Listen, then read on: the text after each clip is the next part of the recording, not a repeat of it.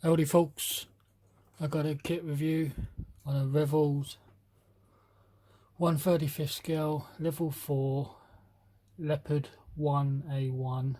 It's a tank. It's nice box art, fairly modern tank. There's this side of the kit. There's this side. I've already opened it just to check everything's alright. There's this side. What the kit looks like when it's built, that's done by Revell itself. And some of the colour callouts you need. This side of the box, not a lot on there. Get some rubber tracks. One bag of sprues, 2 bags, 3 bags of sprues, 1 manual, and the decals should be in the manual.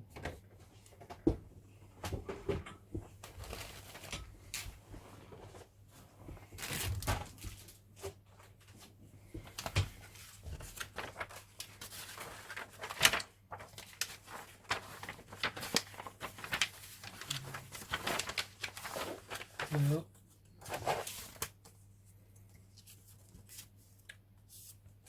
Warning labels, don't need none of that. There's the decals. Printed by Revell, I believe. It should go down pretty well. There's only a few numbers anyway, so it's not like an aircraft, so it'll be alright.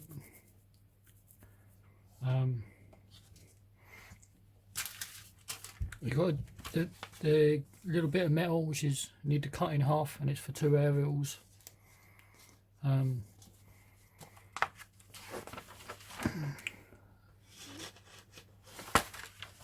We have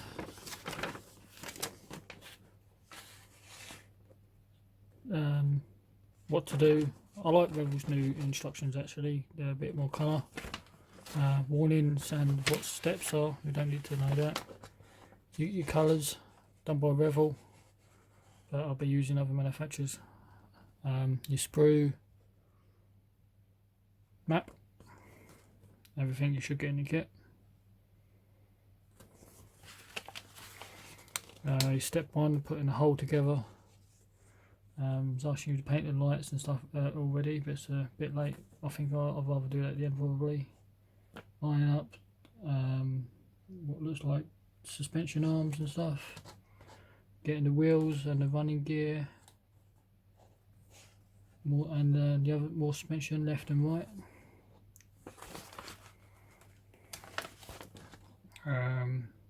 Then getting the tracks prepped.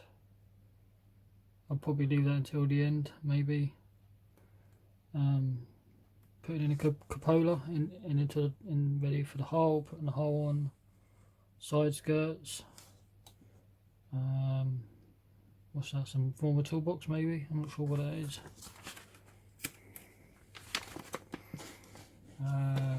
Looks like radiators or air vents for the engine. Mudguard maybe.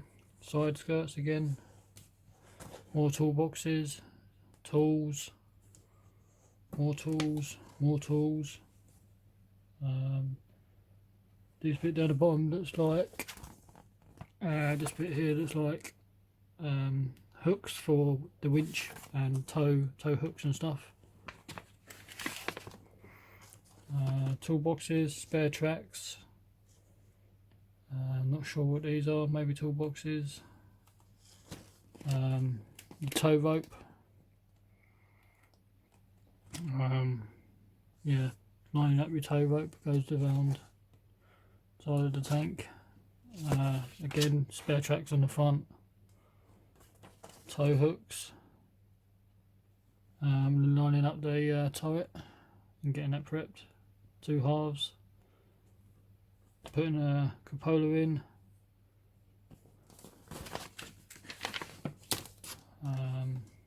Lights by the looks of things as well.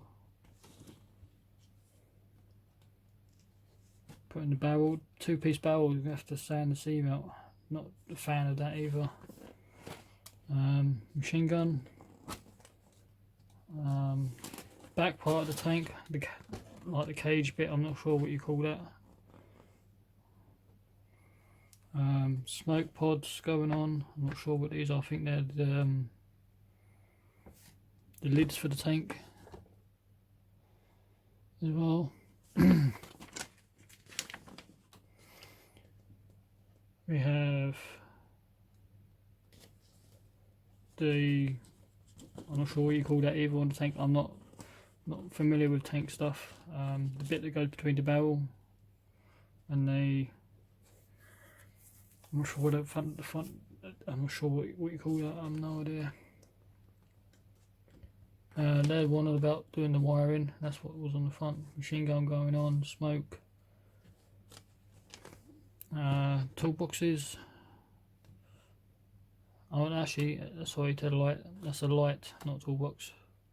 What's going on? Open or closed? I'd have it open. I don't see the point of having it closed.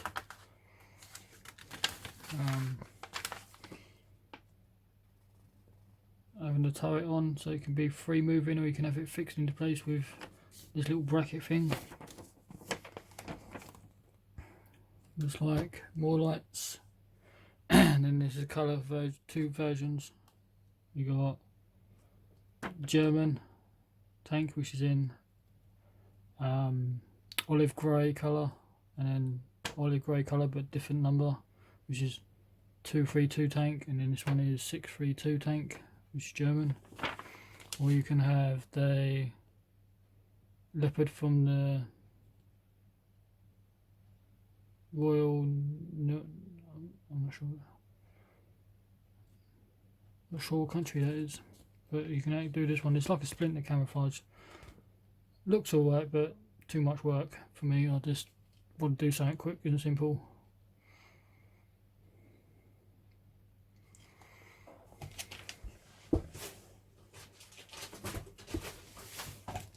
Take a look at this very quick.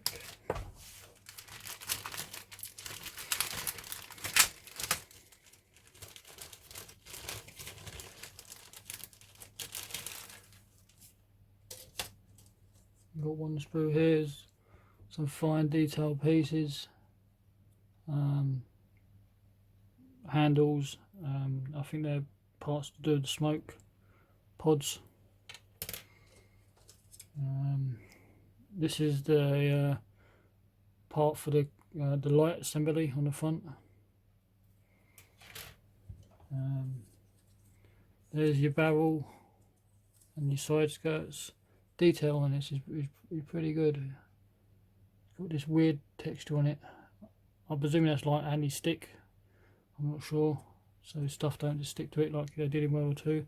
Even down to the, I think that's the cupola. I'm not sure, not cupola, but the part of the barrel. It's got this like cast metal effect. It's pretty good.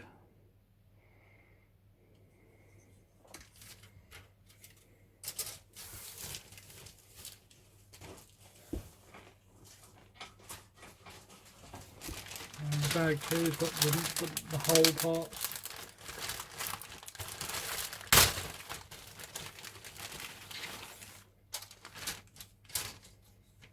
This is the main hull. It's quite a big tank, the size of my hand, easy. So it'd be quite a big tank for 1/35 scale. It hasn't got that cast textured, but it has on the front. It's got textured skid, anti-skid parts on the front there. Detailing in. I would like this if it was photo etch. Probably you can get aftermarket, but I'm not going to do that. I'm just going to go straight out of the box with this. Side skirts.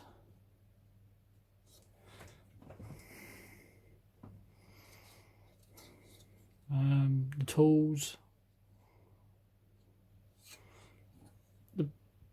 The rear of the tank, and then this is the bottom half or bottom hull. escape hatches. They're not ejecting pins, they are meant to be there, these circles, so don't try and sand them out. The rear of the tank, got two different types. The engine covers, more tools, not sure what they got are. I think that was to do with the suspension arms.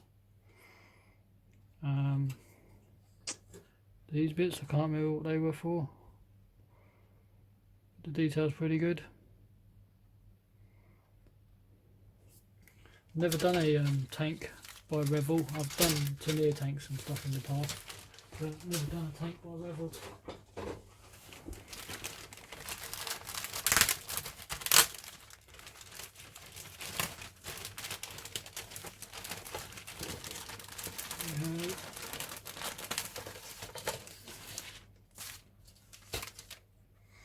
One sprue of all the wheels.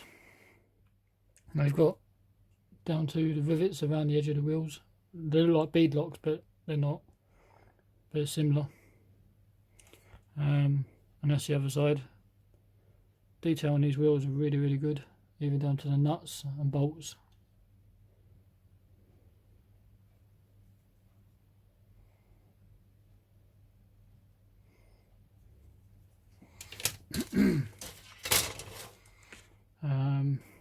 Really fine detail parts.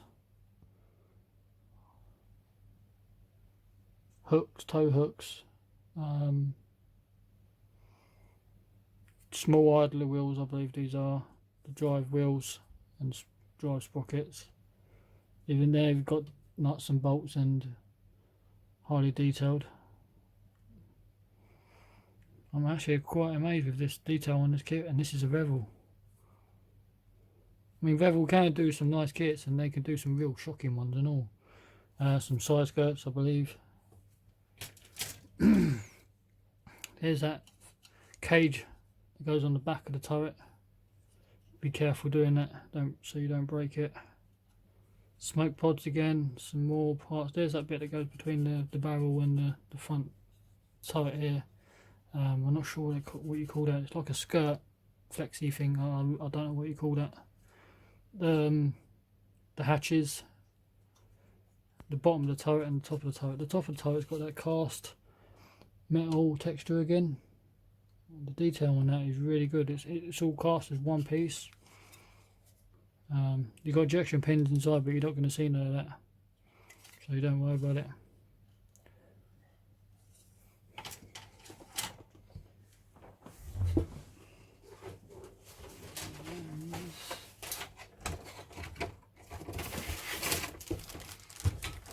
Missing the rubber tracks.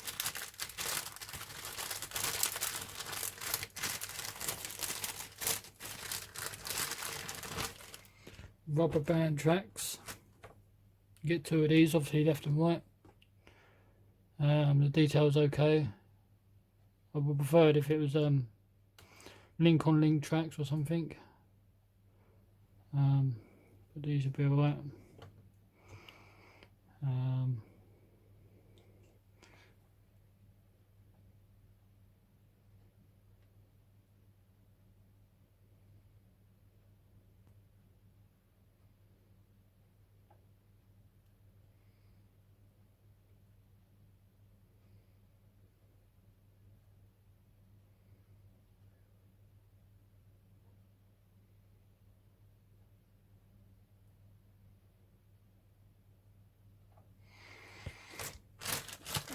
And then you get this rubber.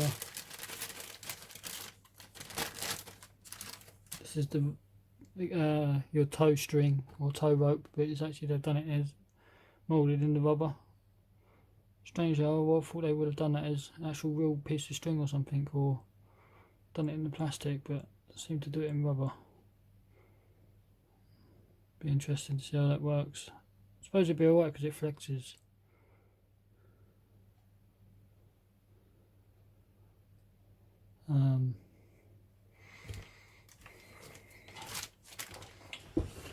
So there you go, guys. That's Revell's Leopard 1A1 1/35 scale. Thank you for watching, and I'll catch you later.